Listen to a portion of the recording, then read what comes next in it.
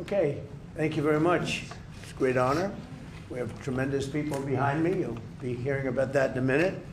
Today is my honor to be discussing the taking of a very historic action to substantially lower costs for consumers, protect hundreds of thousands of jobs, and save Americans well over $2 billion a year by officially terminating the Biden administration's ridiculous regulations imposing costly requirements on refrigerators and air conditioners.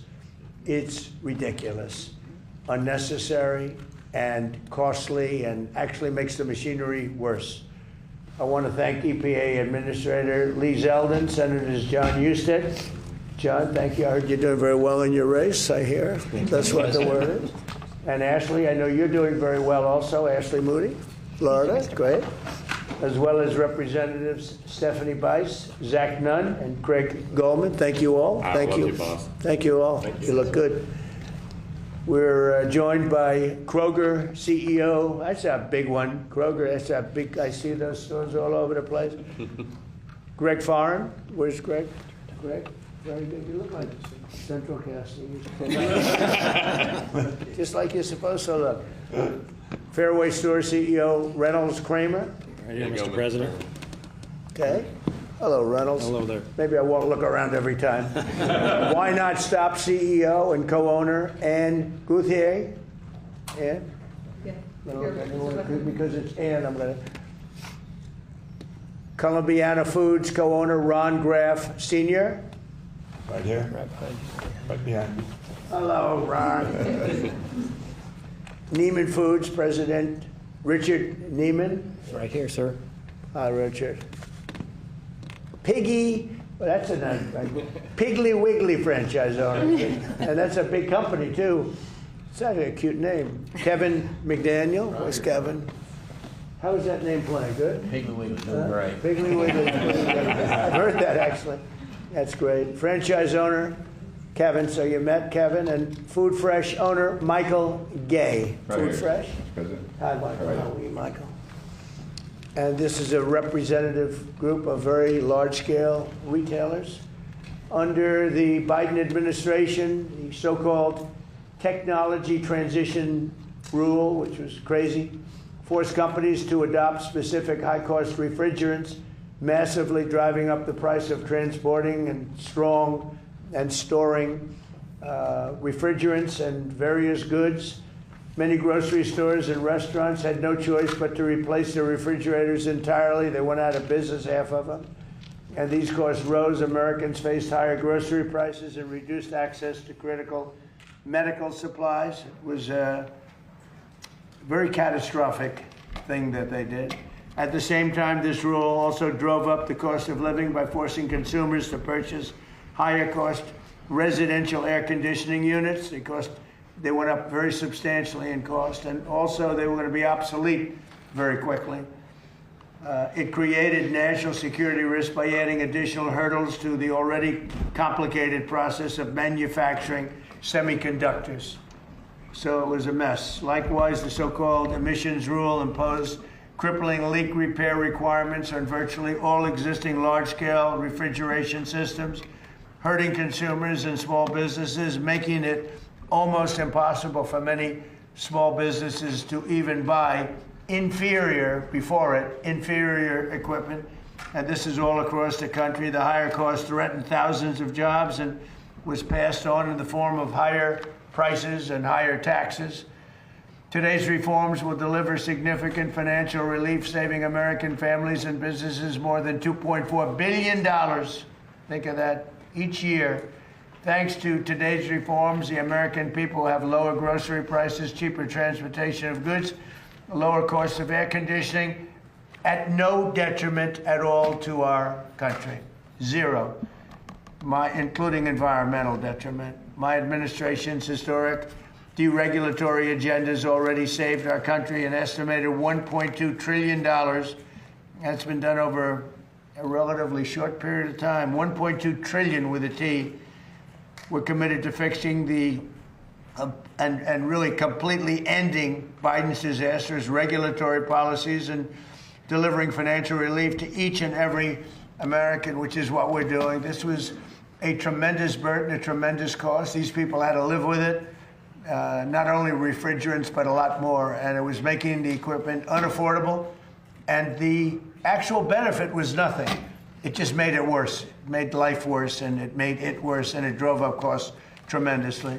So now I'd like to ask Administrator Lee Zeldin, who's absolutely fantastic. He's doing an incredible job. We're proud of you, Lee. Really, the job you're doing is incredible. Followed by Greg, Kevin, and Michael. Is that okay? Lee, go ahead, please. Well, thank you, Mr. President. As you know, many Americans were expressing a lot of frustration and anger of this rushed, frantic, reckless sprint by the Biden administration to phase out reliable equipment for grocery stores, for restaurants, and for homes. And the consequences, well, they've been devastating. And once again, the Trump administration is answering the call, which will lower the cost of living for hardworking American families. Now look at this chart to your far right. Today's actions are saving over $2.4 billion for American families. It's safeguarding 350,000 jobs. Just at supermarkets alone, we're going to see a savings of $800 million, which Americans will be able to see when they go and buy their food. The Biden EPA face planted when trying to jam through their restrictions. Americans who wanted to be able to fix their equipment were instead being required to buy far more costly new equipment, and that just doesn't make any sense. Refrigeration trucks were being handed impossible restrictions to meet. And once again, here we are in the Oval Office. President Trump is righting another wrong. At the Trump EPA, we are proudly implementing President Trump's agenda every single day and delivering for the American people. Thank you, Lee, very much. Thank you. Please. Thank you, Mr. President, and thank you, Lee. Look, on behalf of the Kroger Company, and we operate about 2,700 supermarkets, an orderly transition of equipment reduces both capital costs and operating costs. And at the end of the day, that's good for consumers because we're able to take that and put that into lowering prices, which is the key objective that we have in our business. So thank you very much. And you were able to save a lot of money and put it elsewhere by not having to do this ridiculous. Exactly. So it allows us, instead of having to outlay more capital at a faster rate and more operating costs to change that equipment. Well, to replace a refrigerator that's working perfectly, right? Yeah. So that allows us, you know, obviously these things have a lifespan, but an orderly transition allows us to move through that in a way which keeps the price of groceries down, and that's something that we're, you know, desperately focusing on, Mr. President. Great. Thank you very much. Next. My name's Kevin McDaniel. We operate 14 Piggly Wiggly stores in North Florida, Alabama, and Georgia. On behalf of NGA, the Piggly Wiggly family, which has about 250 stores in the Southeast, we want to thank President Trump for rolling this terrible Biden legislation back, because without it, there would have been a lot of independents out of business. And what people don't realize is it's just not a refrigerant change. It was a equipment change. And those equipment per store, you take a store, our stores run from 25 to 50,000 square feet. You could look for $800,000 to $1.5 million per store to do a change out. That would have And done. the new equipment would not be as good as the old equipment. No, absolutely not. It would be inferior equipment because you weren't able to use a refrigerant. It was thrown together too fast. The technology's not there yet. It's just way too fast. That's the problem. Good idea, but it's terrible. So you would have had all these independents go out of business. You'd had the independents out of business, and you would have seen grocery prices soar. That's what would have happened if this would have went through. President Trump, thank you very much on behalf of every independent in the United States. We cannot thank you enough for what you've done for us. Thank you so much. I mean, just the bottom line is, so you have great equipment that works incredibly, takes care of your meats and foods and everything else, beautiful refrigeration systems. Take it out and replace it with stuff that barely works, costs a fortune, and it's no good. Think of it. and everyone's going to go bankrupt because the equipment is much more expensive on top of everything else. So the big thing now, we got to get rid of the law that was signed quite a while ago, and we have to get rid of that because ultimately we want to make it permanent. There's no negative impact by having a good system, but there's a tremendous impact. I think it's going to be bad because a lot of people said the other stuff doesn't cool your product. No, it's probably. It's so crazy. Please. Michael Gay, I have a single store, Food Fresh in Claxton, Georgia. And exactly, I mean, to echo everyone up here, these refrigeration costs, I'm the only store in a county of 10,000. I literally, 2 years ago, put in equipment that should have about 20 more years of useful life. And to replace literally every single piece of equipment in our store would have been unbelievably cost prohibitive, driving up costs as we fight every day to try to keep them as low as we can. And, you know, if that cost gets too high, especially attached to a regulation, do you have independent stores closed in neighborhoods that once I go away, you've created a food desert? So it's very beneficial that this happened today. It's much more complicated than anyone thinks, and to try to rush this through was just the wrong way to go. So we're very appreciative of you today. Thank you. I have one grocer who's a friend of mine. He's pretty big, and he said, I'm going to go ahead of the schedule. And he actually replaced a lot of his equipment. He called me up. He said, this crap doesn't work. It doesn't cool the food. So you know about that, right? What a shame.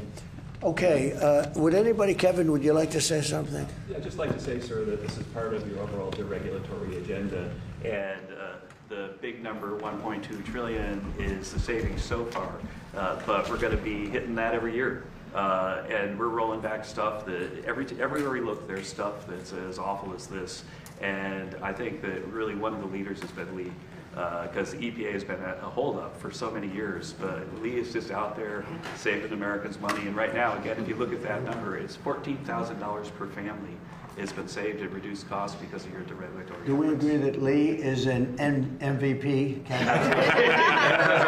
MVP. No, he's done a great job, and he sees what's good, and he's a big environmentalist. I mean, he wants to make sure everything's good, but he also sees stupid things like this. Senator, would you like to each speak? Sure. Well, Mr. President, I'd like to thank you for this because this hits our goal of trying to keep prices low for working families in America. Cost of food. I have the Graff family here right behind you. They operate 3 grocery stores in Columbiana County. They had already upgraded their refrigeration systems a few years ago. This was going to cost them millions of more dollars in Columbiana County, which is not an affluent county. It has a grocery store in East Liverpool, Ohio, which is the hometown of the late great Lou Holtz. And these people, not only would it raise food costs, but it might force them to shut a grocery store down so that the town didn't even have a grocery store. So you're saving money for working families and their grocery prices. You're also saving grocery stores so that we don't have food deserts in rural places across our country. Yep. Mr. President, I think it is so important that the people see what you choose to hang right by your desk, which is the Declaration of Independence, which is a reminder that government at its core is supposed to function in a way that allows people the opportunity to pursue happiness and not work against them by coming up with regulations that just make it harder to live, more expensive to live. And from day one, I remember standing with you with the same crew of folks. From day one, you have been digging into all of these regulations that are issued with no thought to how they affect real people and real small businesses and businesses trying to step up and provide jobs and lift up their communities. Thank you for that. Thank you for getting back to the core of what government is supposed to be, and that is working in the interests of the people. Thank you. Thank you very much. Good job. Thank you, everybody. So any questions, please? Yes. Yeah, please. Go ahead. Thank you, Mr. President. How much do you expect that this will save the average American family every week on groceries? And do you expect this change to help Republicans? Okay, very, very substantial. They're going to be a big saving. We're breaking it down. In fact, numbers are coming out this afternoon sometime, but the average family will save a lot of money, and you can have stores. You know, nobody actually thought of it until it was mentioned this morning. You will have stores closing down in areas where they're not going to have a store anymore. That's right. And you really are being forced to spend money, much more money, on much more expensive equipment that really doesn't work. This friend of mine is a very savvy guy, and you know, big league stuff, and he put some in because he wanted to see, and he said the stuff doesn't work. It doesn't cool the food properly. That's why they call the thing that we're talking about a refrigerant for a reason. It's a refrigerant. So that's it. Please, thank you very much. Yeah, thanks, Mr. President Trump. Are there any assurances from the grocery chains that they'll pass these savings down to consumers? Well, let's ask Kroger about that. Come on. That's a very good question. You have the biggest right here. Yeah. We're actually right in the middle of doing that at the moment. So we're concerned about the cost of living. It makes a big difference when you get your pricing right, and we certainly are interested in ensuring that all our customers right across the country are paying the right price. You know, if it were the right thing to do, if it would be, you know, bad for the environment what they had, I'm all for it. I'm all for that stuff. But when you're forced to put in very inferior equipment that's not going to work, you're going to be wasting a lot of food product because it doesn't cool the food properly. And it's actually a bad thing, and the bad thing is more expensive than what they already have. And in many cases, they just put it in. You know, they just put in the other apparatus, and a lot of people have said they've spent money recently to do it, and then this rule came up out of nowhere, and the stuff they just put in, they have to change. I'd be all for changing if it was good, even if it was a little bit good. But this is actually bad. Yeah, do you not have any environmental concerns though with this? No, there is no environmental concern, and Lee covered that really well. There's no environmental concern. It's not going to have any impact on the environment. Mr. President, with many Americans concerned about affordability ahead of the midterms, there is some backlash among Senate Republicans to some of the other priorities, the ballroom and the anti-weaponization fund. You clearly still have a strong hold in the Republican Party. Your candidates did very well this week during the primaries, but are you losing control? My candidates did well. Not all candidates did well. But are you losing control of the Senate, sir? Are you losing control of the Senate Republicans? I don't know. I really don't know. I can tell you, I only do what's right. I don't need money for the ballroom. You know, I'm making a gift of the ballroom. This is the biggest misreporting that I've ever seen. The ballroom is being built. It'll cost. It was going to be $200 million. I've doubled the size of it because we need it, and it's being done in conjunction with the military and with the very much in conjunction with the military and Secret Service. We're on time, on budget. It's going beautifully. I have all the money I need. We're making a gift to the United States. They came along and they said we want to make it the White House overall more secure, and I understand that. Not for me, because I'll be gone. You know, I'll be gone, and you'll have somebody else in for hopefully hundreds of years. But that's what they're doing it for. The ballroom is paid for. It's a gift. I mean, I want to make it clear because so many people say, I thought you were giving this away, and all of a sudden, the money that they're spending is for security, having to do maybe around the ballroom and other parts of the house. But this is not for the ballroom. The ballroom is being a tremendous amount of what's being done with respect to the ballroom is for national security, including, as an example, a drone port on top of which was top secret until litigation made it less than top secret. But we have a drone port. We have the glass that's 4 inches thick, bulletproof glass. We have bulletproof walls. We have things. You need a place like this. But this is being made as a gift from me and other people that are great patriots that spend a lot of money. We're building what will be the finest ballroom anywhere in the world. If they want to spend money on securing the White House, I think it would be very, very much a good expenditure, but the ballroom is being built. Well, what if Congress doesn't sign off on the security money, sir? Then the White House won't be a very secure place. But then regarding Cuba, there was an aircraft carrier that just arrived there this week, an aircraft carrier. Are you sending that there to intimidate the Cuban government? No, not at all. The Cuba, look, it's a failed country. Everybody knows it. They don't have electricity. They don't have money. They don't have really anything. They don't have food. And we're going to help them along, and we're going to help them because number one, I want to help them. I don't want to on a humanitarian basis, but we have the Cuban American population, much of it living in Miami and Florida. That's a great group of people, amazing group of people, industrious, they're great Americans.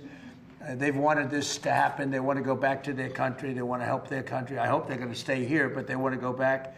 They want to invest in their country and, see if they can bring it back.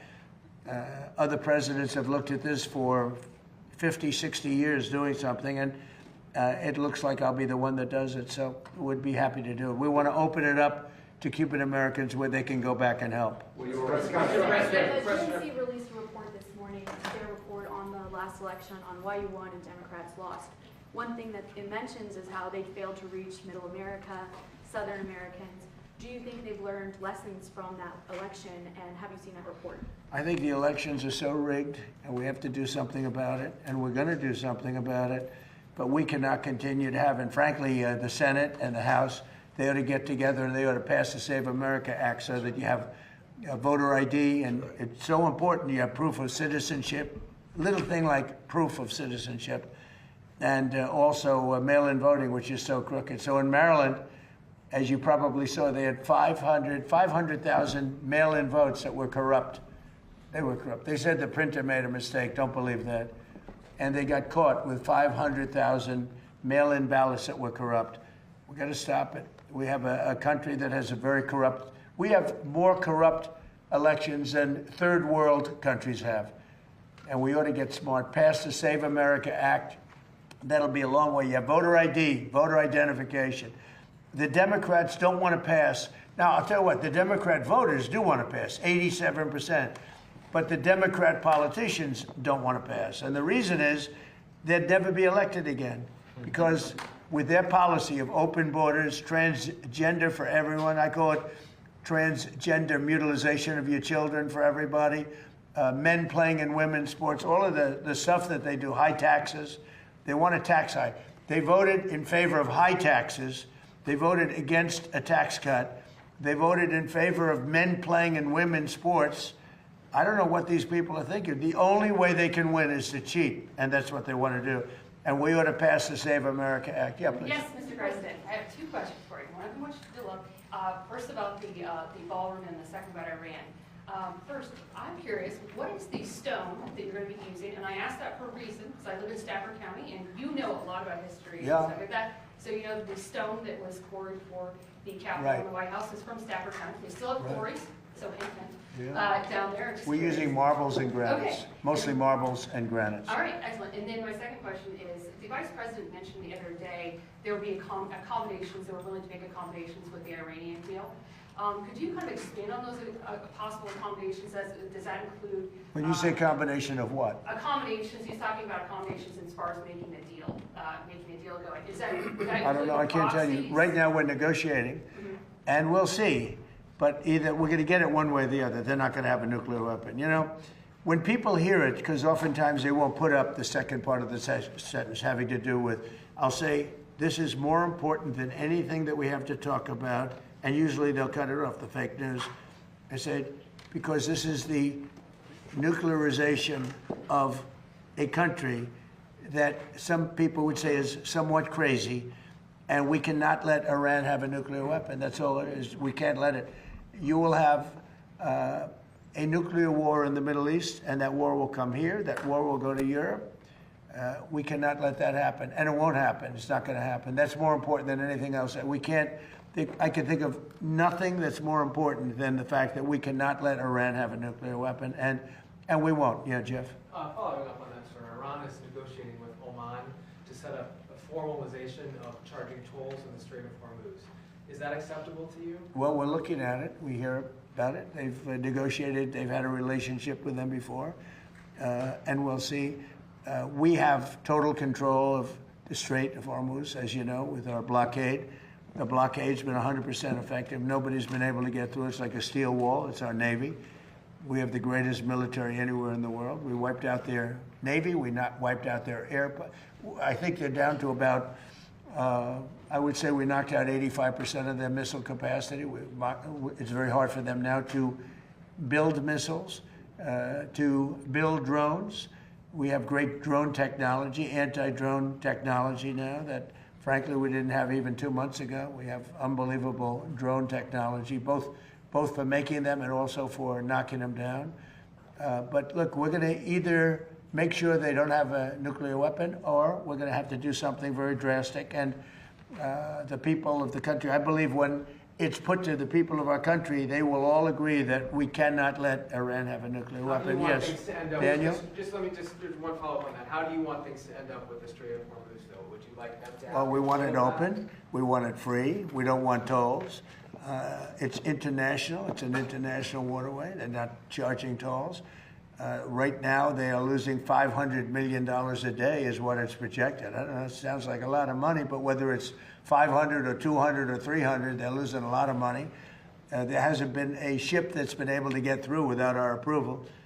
And the Navy has done an amazing job. And no ship is going to Iran, as you know. No ship is going to, or out of Iran without our approval. Can they keep their highly enriched uranium? No, we get the highly enriched. We will get it. We don't need it. We don't want it. We'll probably destroy it after we get it, but we're not going to let them have it. Okay? Mr. President, I have 2 questions. First on deregulation, the second on the Supreme Court. You, coming from business, you've seen the effects of what unnecessary red tape can do to business. Do you believe that given the amount of deregulatory actions you've taken along with this, the pulling back the endangerment finding, the CAFE standards, the tax cuts and tariffs, do you believe that you've made the United States the most pro-business, pro-investment country in the world? Yeah, thank you very much for that question, because we are, for every one new regulation that we add, we're getting rid of 20 to 30 to 40, and now it's actually at even a number. In my first term, for every regulation that was added, we got rid of a minimum of 10. And I understand, Lee, that it's up to 43 or 44 right now. So if we add a regulation, we get rid of 43, 44. We're making it a much more pro-business, pro-people. You know, regulations are very costly for the people. They're bad for everybody. They're bad for jobs, bad for everybody. And we have, as of today, we have more people working in the United States than at any time in the history of our country. To me, it's one of my favorite stats. But we have more people today working in the United States than at any time in the history. And this is with the Iran conflict. That'll end soon, very soon. And when it ends, your gasoline prices will go down lower than they were before. You know, I left Iowa a few months ago, and gasoline was at $1.85 a gallon. And we'll be hitting numbers like that again. Mr. President, on the Supreme Court. But we'll be hitting them in a much nicer way, by the way. We will be hitting them, and we will have a country that will not have a nuclear weapon. Yeah, Daniel? So one is today's. Yeah, let me just finish with him. On the Supreme Court, sir, we're still waiting for the decision on birthright citizenship. Yeah, birthright. You attended the oral arguments of that. Can you just explain what's at stake with that decision, sir? It's a big decision that we're waiting for from the Supreme Court. We had a terrible tariff decision. They cost our country a fortune. They said do it a different way. We're doing it a different way, but we're going to most likely have to pay back $149 billion. All they had to do is put a little sentence in there, half a sentence, saying that any monies paid don't have to be paid back. You know, you're talking about the people in many cases that hate our country. Give them back money. It was a terrible decision. And it's not going to affect because we do the tariffs a different way. The tariffs are what's bringing in all of this money. It's really made our country rich, modernly rich. Now we have another one coming up, which is birthright citizenship. And we're the only country in the world that has it. You step into our country and you're all of a sudden a citizen. You come in a certain way. This was not meant for Chinese billionaires to have their children become citizens of our country. This was meant, or other rich people, poor people. This was meant for the babies of slaves. This was signed right after the Civil War. You look at the dates alone, immediately after. This was having to do with the babies of slaves. And people have used it. And if this is allowed to stand, it will be a disaster economically for our country. And you'll have 25% of the people coming into our country coming in through birthright citizenship. And we won't have any control. This decision by the Supreme Court is a very big one. They'll probably rule against me because they seem to like doing that. You know, frankly, I'm not happy with some of the decisions. Look at NIL. Look what they've done. Look what the courts have done to college sports. They're destroying college sports. They're destroying universities. But birthright citizens are a big deal. And literally, if that's allowed to stand, and again, this was a civil war. This was right after the Civil War, and it has to do with the babies of slaves. It doesn't have to do with the babies of very rich people coming into the country. One of them came in with 57 children, okay, 57 children. They're using the system, and it's usually people that hate our country, if you want to know the truth. Birthright citizen is done by no other country in the world the way we're doing it. We're a laughing stock. And if the Supreme Court approves that decision, they have done a great disservice to the United States of America, just like they did a great disservice by costing us $149 billion on tariffs by saying do it a different way. Get the same result, do it a different way. We should have won that decision. We had a very strong, very powerful dissent. We had 3 dissents. So it wasn't like a unanimous decision by any means. We had very powerful dissents. When you read that dissent, people that read that dissent say you really should have won this case. We should have won that case on tariffs. That case cost our country $149 million. It goes to people that hate our country. So now we have another one coming up, birthright citizenship. It would be a disgrace. It would be a disgrace if the Supreme Court of the United States allows that to happen. Remember what I said, 20 to 25% of the people coming into our country will come in through birthright citizenship. They'll become citizens through birthright citizenship, and it'll cost us numbers that are, I don't even think they're doable. And it's all up to a couple of people, and I hope they do what's right. Birthright citizenship is a disgrace. The fact that, look at the people that are bringing the suit. Study the people that are bringing the suit. These are not people that love our country, I can tell you that. Mr. President, why is today's executive order on AI been postponed? Because I didn't like certain aspects of it. I postponed it. I think it gets in the way of, we're leading China, we're leading everybody, and I don't want to do anything that's going to get in the way of that lead. We have a very substantial on AI. It's causing tremendous good, and it's also bringing in a lot of jobs, tremendous numbers of jobs. Again, we have more people working right now than we've ever had. I really thought that could have been a blocker, and I want to make sure that it's not. Mr. President, your heart. Mr. President. Wait 1 second. With President Xi last week, did you discuss AI safeguards? Who? What? In China last week with President Xi, yes. Did you discuss AI I did. safeguards? No, I discussed it. And he acknowledges how well we're doing. We're doing well. He's doing. It's the two of us. The 2 countries are fighting for it. Other countries are way behind. Way behind. They're fighting for it. They want it. Everybody wants it, but they're way behind.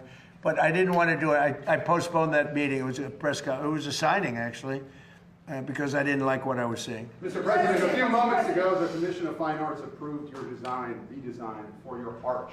Do you think you need congressional approval? That's good news. I finally get good news from Do you think you need What was the vote? Do you congressional know what the approval vote for it, was? What was the vote? I've just seen the headline here. I don't have the exact vote. But So we're building what's called the Triumphal Arch right opposite the Arlington Memorial Bridge, right by Arlington Cemetery. It's beautiful. It's the Arc de Triomphe would be the one that you would probably know in Paris. It's one of the most beautiful. It's a very similar size, slightly larger. We have to do slightly larger. It doesn't have to be a lot larger. Otherwise, you'd all be disappointed in me. But it's even far more beautiful. And I think that the Arc de Triomphe is beautiful. It's a couple of 100 years old, but I think it's beautiful. And some arcs go back over 1,000 years. And it's called a triumphal arc. It's usually done for victories in war and things. 59 of them in the world. And some are really beautiful. And we're the only major, Washington, D.C., which should be number 1. We're the only important and major city that doesn't have one. We don't have a triumphal arch. So it was meant to be built for many years. The circle going up to the bridge, people pass that circle. They say, why isn't something built here? And so that's very good. We just got approval from Fine Arts. That's fantastic. Right, but you need Congress to sign off on it. No, we don't. No, we're doing it. It's the land is owned by the Interior Department. We don't need anything from Congress. Are you attending your son's wedding this weekend, by the way? He'd like me to go, but it's going to be just a small little private affair, and I'm going to try and make it. I'm in the midst. I said, you know, this is not good timing for me. I have a thing called Iran and other things. That's one I can't win on. If I do attend, I get killed. If I don't attend, I get killed. By the fake news, of course, I'm talking about. No, but he's got a very person who I've known for a long time, and hopefully they're going to have a great marriage. Mr. President, actually to add to the art, I just actually passed by it on my way here. Right. I saw the pink flags, and Right. there's just geese that are there all the time. Right. So it's perfect. How long will that take? And also, I have to say, I have to pass along something for my mother, because she drove in with me. She was amazed by all the people she was seeing on the streets here in D.C. She doesn't get in here as much. D.C. But, is hot again. She was noticing how clean and beautiful It's it was, clean. so I'm passing it along. That's right. Well, that's the way I do it. Clean. You take a look outside. We had broken path. It was so terrible coming into the White House. It was slate. Slate's a roofing material. It's not a walking material. But the slate was all broken and chipped and terrible. And I put down a new granite floor and paid for it myself, by the way. But I put down a nice new granite floor. It looks beautiful. It's actually getting rave reviews. It's beautiful. It's a terrible having people walking up to the White House and they're walking over broken tiles and broken floors. So now we just finished. It's going to be finished when the moldings are put on. But you might take a look at it. I don't know if you've seen it, but it's beautiful. Of other things we're doing while you're at it, we've fixed, we have 31 fountains in Washington. Of the 31, not one worked. Now we have 21 working, and the others are going to be fixed. And people are calling and saying, it's amazing what's happened in the fountains. And they're working top level. And my most exciting is the reflecting pool between the Washington Monument and the Washington Monument Lincoln Memorial. It's 2,500 feet long by almost 200 feet wide. It's a massive structure, if you think of it. It's taller than the tallest building in the world. If you sat the building down, the tallest building in the world would not reach the end of it. It's a very big thing. It hasn't worked properly since it was built in 1922. President Obama and Biden spent hundreds of millions of dollars trying to fix it. They didn't. Of course, they couldn't do that. They didn't fix it. It was a mess. So mostly they turned it off, collecting garbage. It looked horrible. And we are very close to getting it finished. And when it's finished, it'll be beautiful. It'll be blue water, dark blue. We call it American flag blue because that's the name of the color that we chose. American flag blue. Can't do better than that. It's a rich, dark blue. And it'll be, I think, very reflective, very, very good. Big project. I decided to do a much bigger job. I was going to just get it open. But I said, let's do it right. Let's get it open and let's have it be good. Because President Obama, President Biden spent hundreds of millions of dollars, much more than 100 million, but hundreds of millions. It never worked. In fact, when they finished it, it was much worse than it was before. It leaked at a higher level. They would have to fill it up every single day with water. The whole thing was ridiculous. So they ended up turning it off. And it became like a garbage dump. Well, it's pretty close to finished. So they had estimates of $350 million to fix it. I'll be doing it for a tiny fraction of that. A bigger job than I originally thought I'd do it for $2 or $3 million, just do a base. But now we're fixing up the exterior of it. So we'll probably be in there for less than $20 million.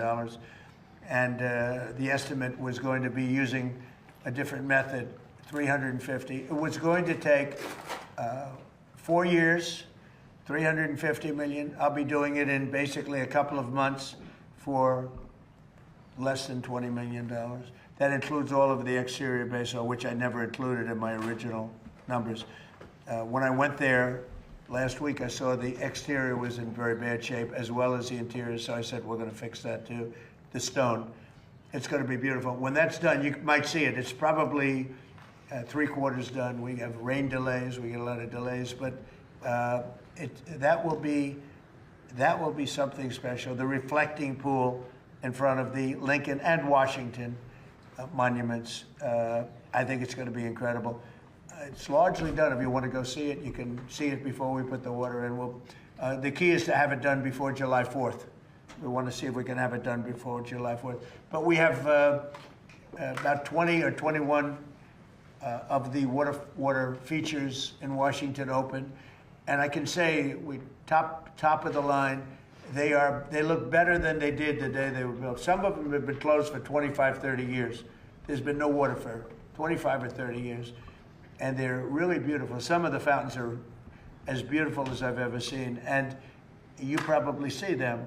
And in addition to that, you brought up something. Washington, D.C. is now a safe city. We had a city that was one of the most unsafe cities anywhere in the country, and now it's considered a very safe city. Restaurants are opening.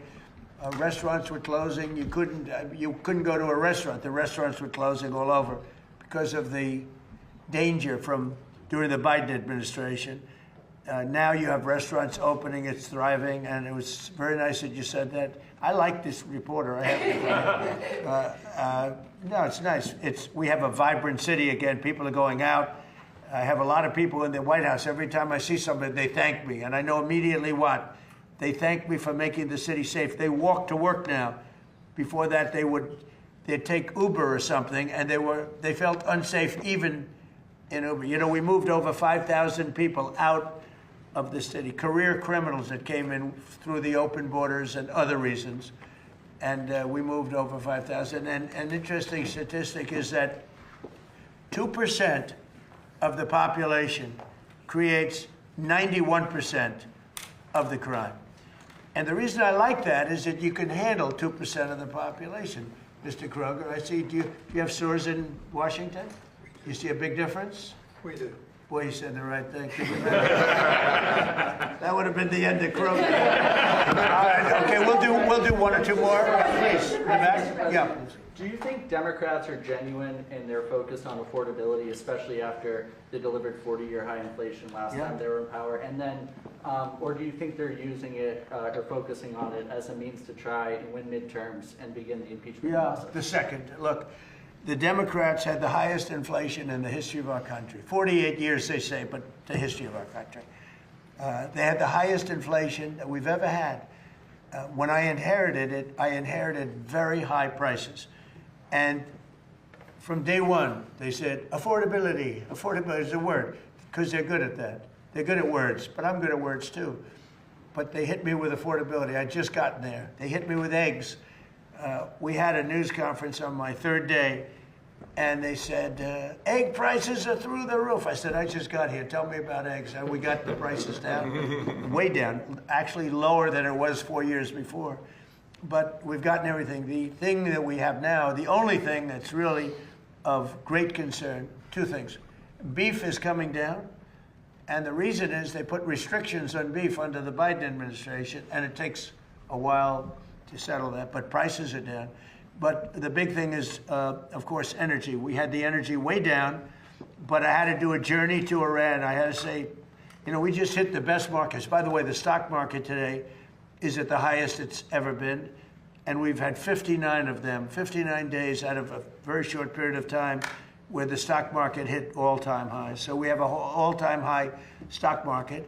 We have all-time high job numbers. We have 401ks just hit the highest number they've ever been. So many of you have 401ks. That means you're richer than you've ever been. And we're doing really well. But they came up with this word, affordability. But it's them that caused the problem. And they used that word, Senator, they used that word right from the beginning. I was in one day, and I heard somebody on television say, affordability. And I inherited this mess from them. But we've got it in great shape. The country's doing well. We're respected all over the world. This country is respected. We're the hottest country. We were a dead country 2 years ago, and now we're the hottest country anywhere in the world. So I think most of you appreciate that. Some of you don't. Yeah, please.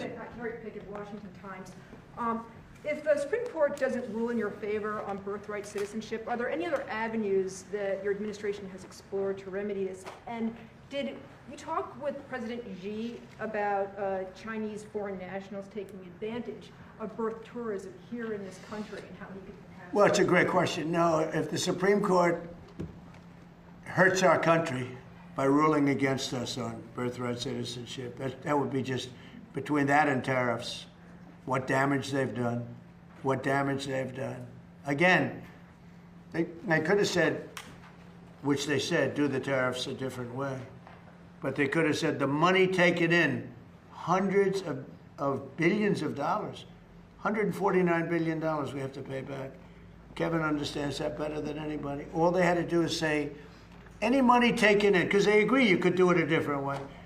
Any money, this is a better way. But the other way is a very secure way. And maybe in many ways it's a stronger way. They could have said, any money taken in thus far does not have to be paid back. To, in many cases, the enemy, people that don't like our country. Or it was a half a sentence. The Supreme Court could have saved us $149 billion with a half a sentence. But they chose not to do that. Now they have a ruling which is a much bigger ruling, actually, birthright citizenship. The cost, forgetting about the fact that it's wrong, the cost of birthright citizenship is barely not affordable by our country. It's going to cost hundreds of billions of dollars. And it's in their hands. What can I tell you? It's a common sense ruling. It's common sense. It was exact timing. And it's about the babies of slaves. Thank you for that question. Go ahead, you go again. Thank you, Mr. President. So do you think if Democrats were to take control of Congress again, they would immediately begin the impeachment process? I think if Democrats took control of the Congress, I think that, and let's say took control of the country, I think that this country's finished. These people are sick. They suffer from Trump derangement syndrome, but really they have bad policy. They have horrible policy. They cheat on elections. They get elected by cheating on elections. But you would have 2 states added. They'll terminate the filibuster immediately. Republicans should do that. They'll terminate the filibuster. You'll have Washington, D.C., and you'll have Puerto Rico as a state, which will be a disaster, which would be 4 Senate seats, tremendous numbers of electoral college votes. You will have that's really bad, but you will have the destruction of our country. They want to go to 21 Supreme Court judges. That's their perfect number. They talk about 13, but they want to go to 21 Supreme Court judges. If they get in power, I think this country would be maybe finished. If I didn't win the election, I'll say this. We've become the hottest country anywhere in the world. We were a dead country 2 years ago. If I didn't win this election, we would have been a country that was essentially, I don't even know that we would have been a country any longer. They were destroying our country. They were letting hundreds of thousands, millions of people pour through our southern border, criminals, people from jails, people from mental institutions, drug dealers and drug addicts. They were sending everybody, countries were sending everybody that they didn't want by the millions, 25 million people. If I didn't win this election, I believe our country would have been finished. Thank you very much, everybody. Thank you, Press. Thank you. Thank you, Press. Thank you, guys. Thank you, guys. Keep moving. Thank you, guys. Thank you, guys. Keep going. Thank you, guys. Press. Come on, guys. Thank you, guys.